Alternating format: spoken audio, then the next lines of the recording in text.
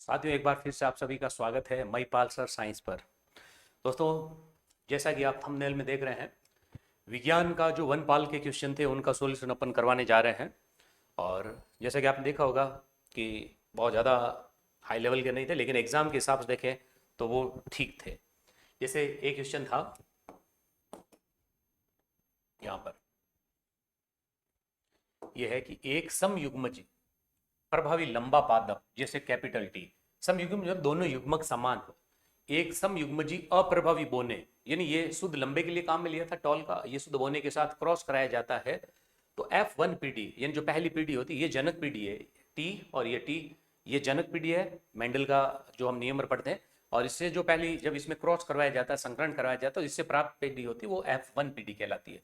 तो आया है कि F1 पीढ़ी के पौधों में स्वनिषेचन करवाया जाता है तो F2 पीढ़ी उत्पन्न होती है। F2 पीढ़ी में सम युग्मजी प्रभाव, यानी जो शुद्ध लंबे और शुद्ध बोने जो व्यक्ति है या पौधे होते हैं उनका जीन प्रारूपीय अनुपात क्या होता है। जीन मतलब है कि ये आनुवंशिकता से देखे तो कैसा प्राप्त होता है। ऑप्शन है 1 3, 3 1, 1 1 और 2 और 1। तो देखिए, इससे पहले यहां पर चलते हैं, थोड़ा सा समझ लेते हैं।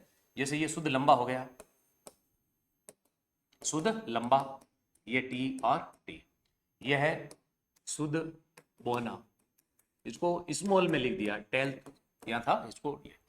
अब ये है जनक पीढ़ी, पेरेंटल जनरेशन या जनक पीढ़ी है। एक मिनट बोला है।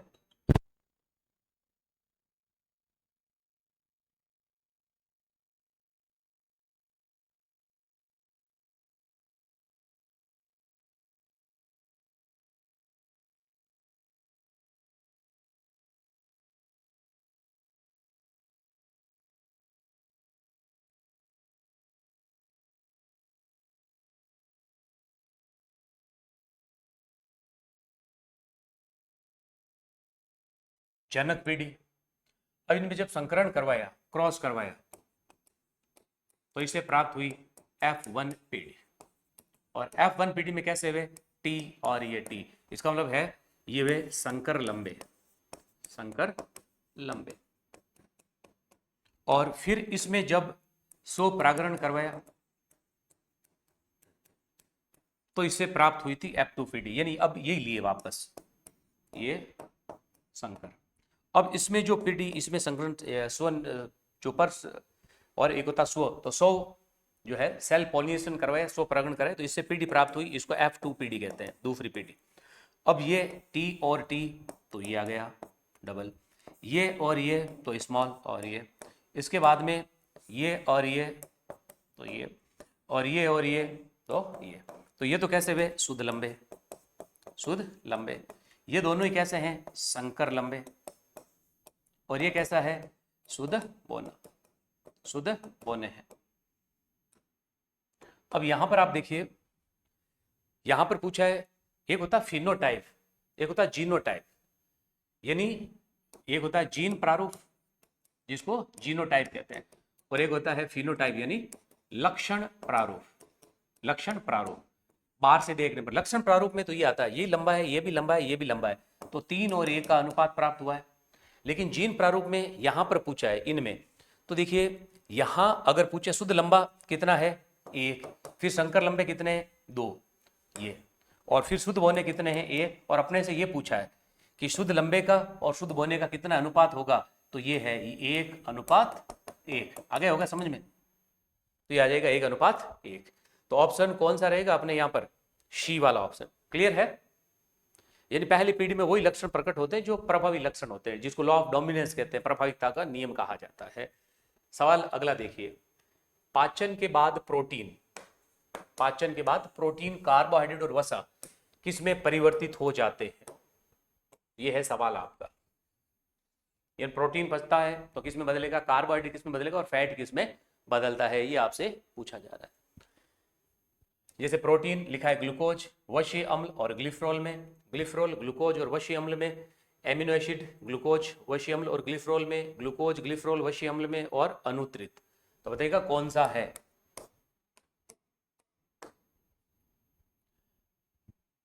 तो जब प्रोटीन पचता है तो प्रोटीन किससे मिलकर बना होता है? एमिनो एसिड का बहुलक होता है। तो प्रोटीन जब पचेगा तो किसमें बदलेगा? अमीनोमल। तो अमीनोमल पहला, ये तो ऑप्शन यहीं से आ गया।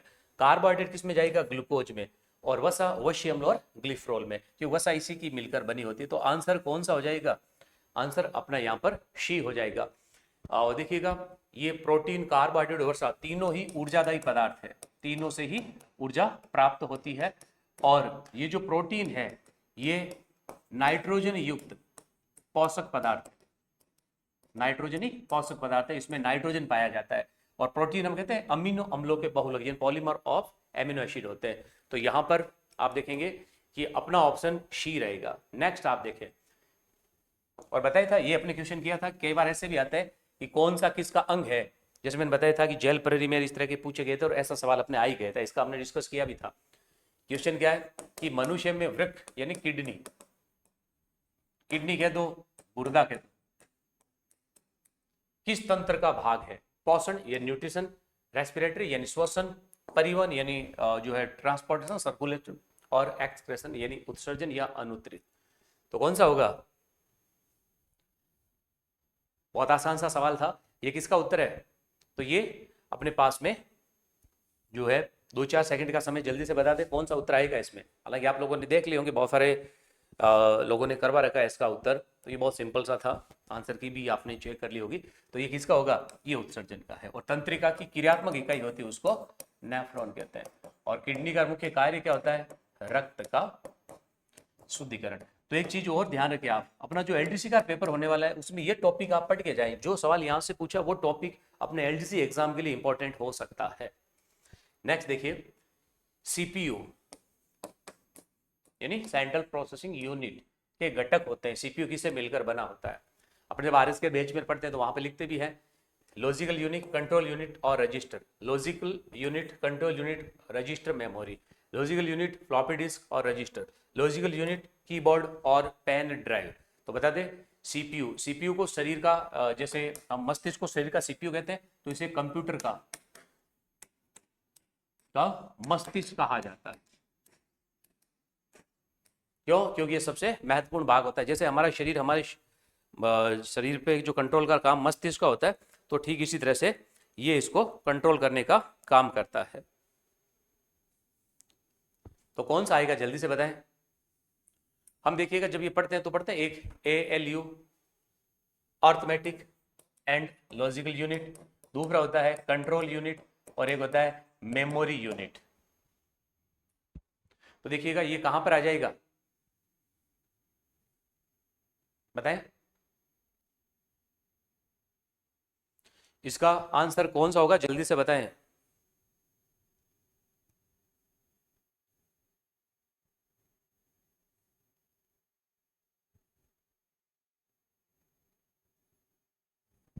कंप्यूटर का बहुत आसान सा सवाल है, देखिए उत्तर मैंने सामने लिख दिया है, अब आपको बताना है इनमें से।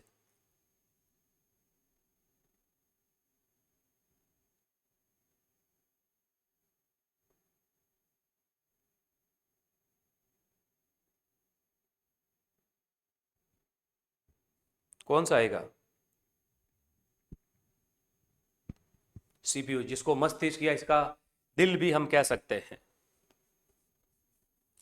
तो देखिएगा ALU लॉजिकल यूनिट, ये तो आ ही रहा है।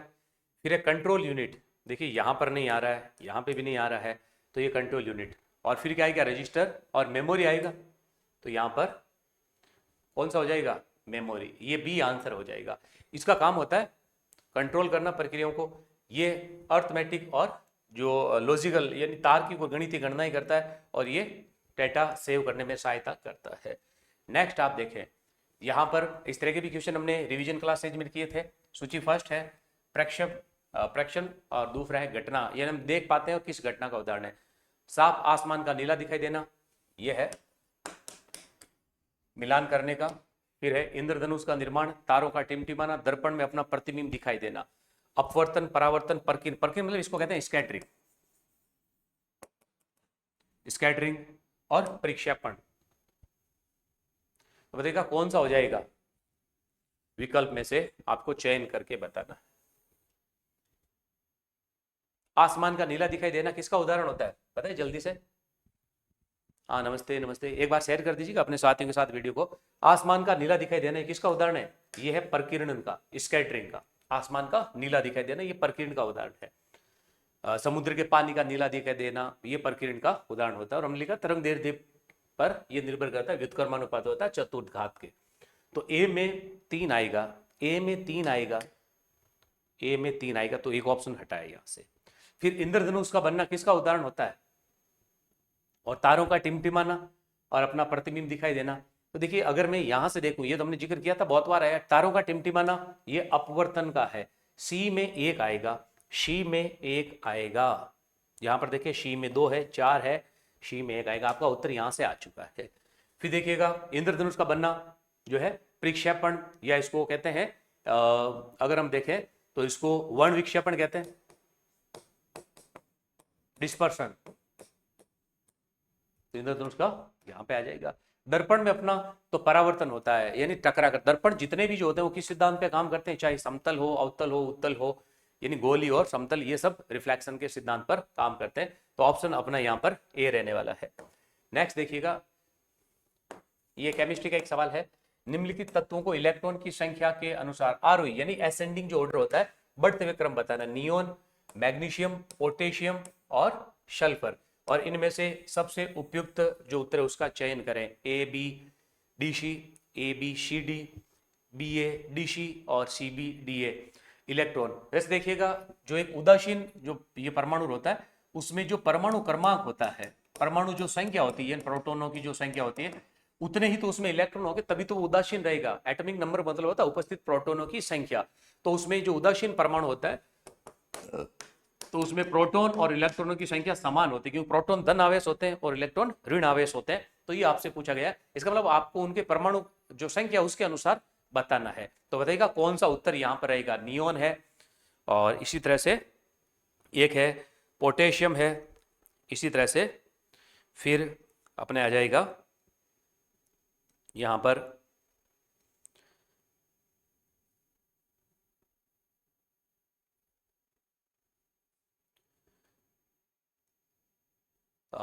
पोटेशियम और सल्फर, इनका क्रम बताना है।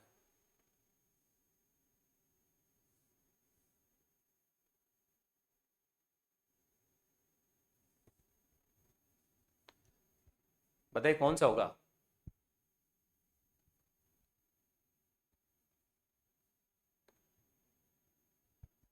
देखिए जैसे 10, 12 और 16 और 19 ये होता। अब इनका क्रम बता दें आप कौन सा आएगा। सबसे पहले ए आएगा, तो ए, ये हट गए, ए, ए। फिर है बी, तो बी बिल्कुल है। फिर सी या डी, तो डी वाला आएगा। इसका मतलब कौन सा आंसर आया है? अपना ए आंसर आ जाएगा। इनका क्रम होगा ए, बी, डी और सी। क्लियर?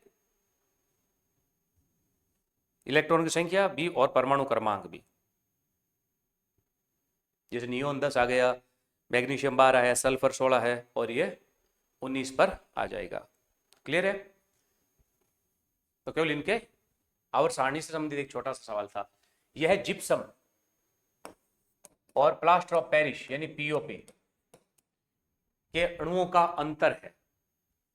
इसमें भी किसके? पानी के। जैसे देखिएगा जिप्सम का होता है CaSO4 2H2O, ये है जिप्सम। और पीओपी का क्या होता है? CaSO4 half H2O। तो ये आपसे पूछा गया है, कितना आएगा? पहले जिप्सम लिखा है तो 5/2, 3/2, 1/2 या 2, तो कितना अंतर है?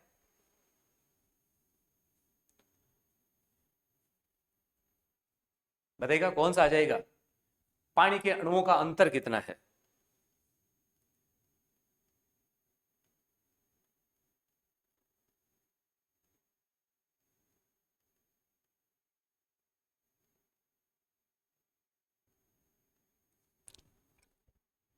जल्दी से बता दें।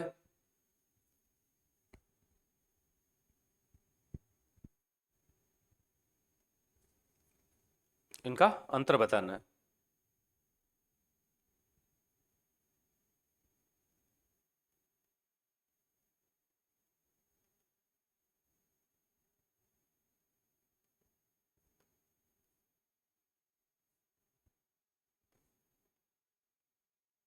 जल्दी से बताएं।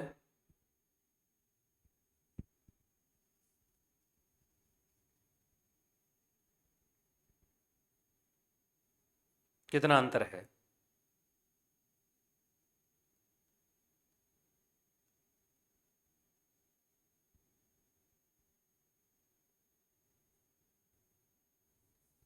कितना आएगा? जैसे देखिएगा 2 - 1/2 निकाल लें आप, तो कितना आएगा? 5/1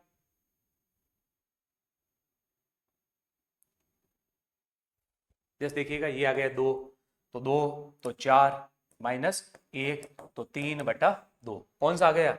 बी, ऑप्शन बी है। नेक्स्ट देखिएगा निम्नलिखित में से कौन सी एक धातु, बहुत ही आसान सा सवाल है, मेटल है। मेटल बताए थे जो इलेक्ट्रॉन त्याग कर धनायन प्रदान करते हैं, सल्फर, आयोडीन, ब्रोमीन, सल्फर जिसको गंधक कहते हैं, आयोडीन, ब्रोमीन और लेड। देखिए जब हम रिवीजन कर रहे थे तो ये टॉपिक अपना थोड़ा सा कवर हो पाया था टाइम के कारण। बताया था ब्रोमीन एकमात्र अधातु है जो कि द्रव अवस्था में पाई जाती है और इसका उपयोग आंसू गैस बनाने में किया जाता है। इसका मतलब ये नहीं आएगा, जैसे सल्फर भी नहीं है, आयोडीन, ये लेड यानी सीसा, तो ये आएगा सीसा। हम कहते हैं इसकी चालकता कम होती है, जैसे चांदी सबसे ज्यादा है, इसकी कम होती है। और फिर जो है इसमें टिन और शीशा, इसका उपयोग फ्यूज तार बनाने में करते हैं, फ्यूज तार बनाने में इसका उपयोग किया जाता है। तो ये आ जाएगा अपने लेड या शीशा से संबंधित है। नेक्स्ट देखें, नीचे दी गई सूची में असेक्सुअल, एसेक्सुअल विधि से रिप्रोडक्शन, इन प्रजनन करने वाले जीव है, इन 2 लिंगों की आवश्यकता नहीं होती है, केला, कुत्ता, यीस्ट और अमीबा। और इनमें से पूछा सबसे अच्छा विकल्प कौन सा, ए, सी और डी, ए डी, बी और डी, बी, सी और डी। बताइएगा कि अलैंगिक जन्म कौन कौन सा होता है, यानी लैंगिक और अलैंगिक के बारे में आपसे पूछा गया है। तो बता दें जल्दी से इसका उत्तर कौन सा रहने वाला है।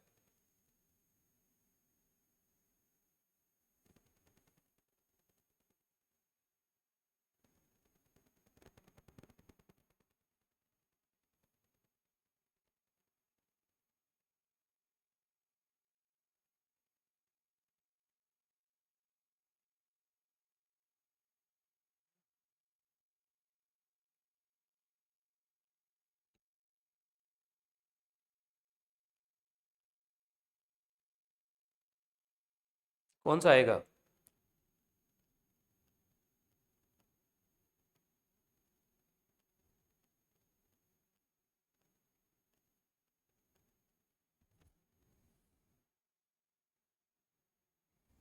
अलैंगिक विधि से प्रजनन करने वाले जीव हैं, कौन सा आएगा जिसमें 2 लिंगों की आवश्यकता नहीं होती है।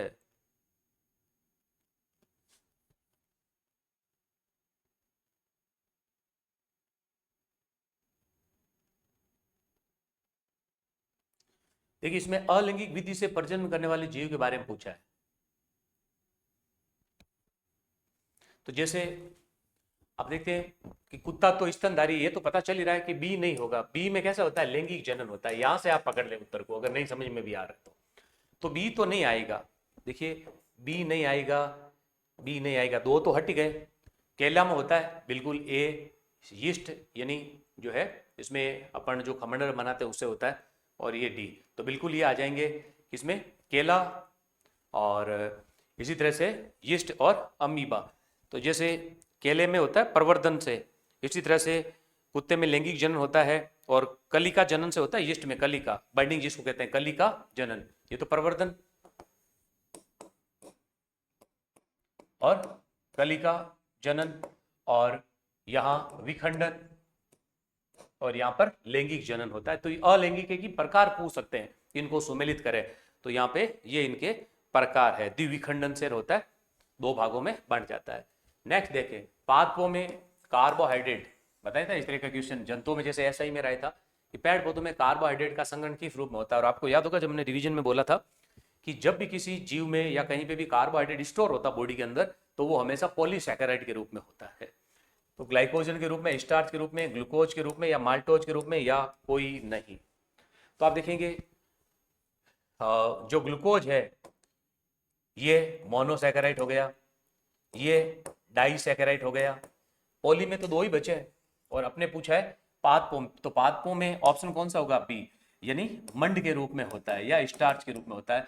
और जंतुओं में पूछे तो जंतुओं में कार्बोहाइड्रेट का जो संग्रहण होता है वो किस रूप में होता है? ग्लाइकोजन में होता है। स्पेशली कहां पर होता है? यकृत में और मांसपेशियों में होता है, लिवर एंड मसल्स में होता है। तो ऑप्शन बी रहेगा।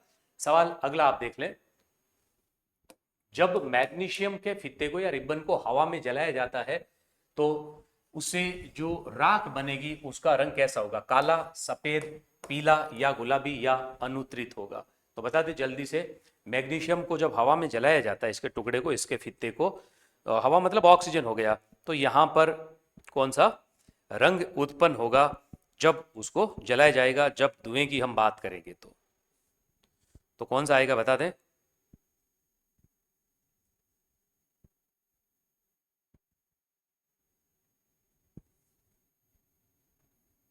तो देखिए जैसे मैग्नीशियम, तो मैग्नीशियम प्लस ऑक्सीजन तो टू MgO, मैग्नीशियम ऑक्साइड। और इसको जब मैग्नीशियम ऑक्साइड को पानी के साथ क्रिया करेंगे तो ये आ जाएगा मैग्नीशियम डाइऑक्साइड। और इससे जो है ये जो Mg होता है ये क्षारीय प्रकृति का होता है, एल्कलिन नेचर होता है, ये क्षारीय प्रकृति का होता है। तो यह रंग कैसा होगा इसका, ये आपको बताना है। तो सफेद का ही होगा, धुएं के साथ निकलेगा ऑक्सीजन में, तो ऑप्शन सी हो गया। नेक्स्ट, ये थोड़ा ठीक सवाल है। ये पूछा गया है कि sodium hydrogen carbonate, sodium hydrogen carbonate का मतलब क्या है? सोडियम बाई कार्बोनेट यानी NaH, यहां पे लिख देता हूं, ये है NaHCO3 को जब एसिटिक अम्ल के साथ यानी CH3COOH में मिलाया जाता है तो एक गैस मुक्त होती है। और इनमें से कौन सा या कौन से कथन गैस के निर्मुक्त होने के बारे में सही है? तो देखिए जब इसकी क्रिया होती है, जैसे जो है CH3COONA, ये और ये आ गया, फिर होगा H2O प्लस CO2, तो गैस कौन सी मुक्त होती है? सवाल ऐसा भी पूछा जा सकता है, कौन सी गैस मुक्त होगी? ये होती है CO2 गैस होती है। और ये चूने के पानी को दूधिया कर देती है। बहुत बार अलग से भी आया हुआ है, ये जलती हुई फांस को बुझा देती है। तो CO2 का प्रयोग हम कहते हैं अग्निशमन में किया जाता है। यह सोडियम हाइड्रोक्साइड के विलयन में घुल जाता है, इसमें तीखी गंध होती है। और अब आपसे पूछा गया है कि CO2 के बारे में, इसका मतलब सीधा नहीं पूछ के अपने को CO2 गैस के बारे में पूछा गया है, तो आपको बताना है CO2 के बारे में कौन सा कथन सही है।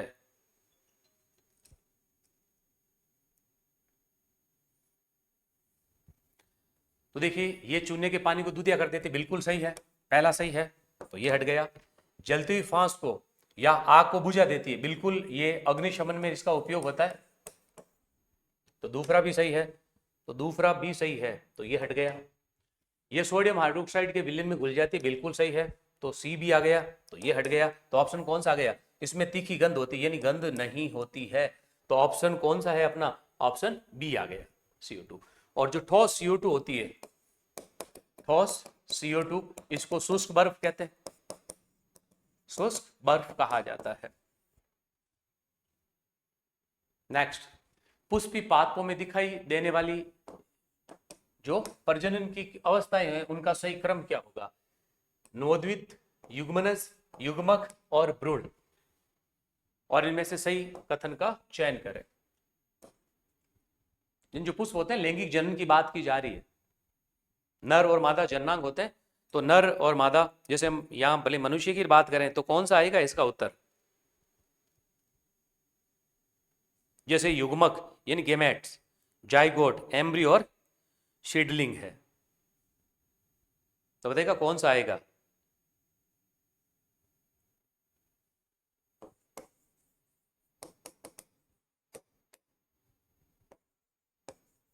जाइगोट और एम्ब्रियो। तो बताइए कौन कौन सा उत्तर यहां पर इनका क्रम आपसे पूछा गया है,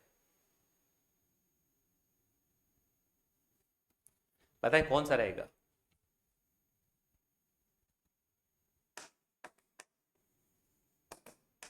सबसे पहले क्या होते हैं, नर और मादा युग्मक होते हैं, तो बी आएगा, सबसे पहले वाले में बी आएगा, तो ये हट गया, ये वाला बी आएगा। युग्मक जब मिलते हैं तो इससे क्या बनता है, फर्टिलाइज जाइगोट बनता है, युग्मनज, तो बी के बाद में शी आएगा, बी के बाद में शी आएगा, बी के बाद में शी आएगा, तो उत्तर आ गया आपका। फिर क्या होता है, इसे एम्ब्रियो बनता है, तो डी आएगा, फिर नवोद यानी नया पौधा बन जाता है, तो ऑप्शन बी हो गया। तो ये देखिए दोस्तों, अपने जो साइंस के बेसिकली जो क्वेश्चन थे इनका विश्लेषण अपने यहाँ पर किया। तो अभी तक जिन्होंने अपने चैनल को सब्सक्राइब नहीं किया, सब्सक्राइब करें, अपने साथियों के साथ शेयर कीजिएगा। बहुत जल्दी ही यानी जुलाई के फर्स्ट वीक में अपने सीईटी के लिए, इसी तरह से आरएस, एसआई और जो वीडियो आदि के लिए जो कोर्स है, रीट आदि के लिए इनके लॉन्च होने वाले हैं। तो अभी तक जिन्होंने अपना चैनल सब्सक्राइब नहीं किया है तो आप नोट कर लें और साथियों के साथ भी शेयर कीजिएगा। महिपाल सर साइंस,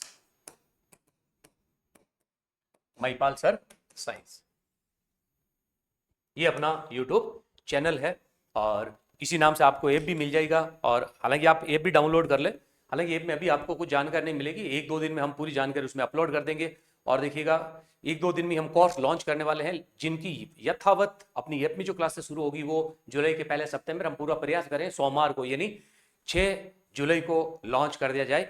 तो ये 6 जुलाई तक, या फिर हम कहेंगे कि यहाँ लॉन्च होने से लेके और लगभग 10 जुलाई तक ऑफर रखा जाएगा, जिसकी फीस कुछ कम रखी जाएगी। उसके बाद में आगे कोई बार बार ऑफर नहीं आएंगे, और उस जो भी ऑफर आएंगे अभी जो फीस होगी इससे कम फीस भी कभी नहीं रहने वाली है। तो जुड़ने के लिए आप सभी का बहुत बहुत धन्यवाद। ये था वनपाल के जो कुछ साइंस के क्वेश्चन थे उनको हमने डिस्कस किया है। आप सभी का बहुत बहुत धन्यवाद।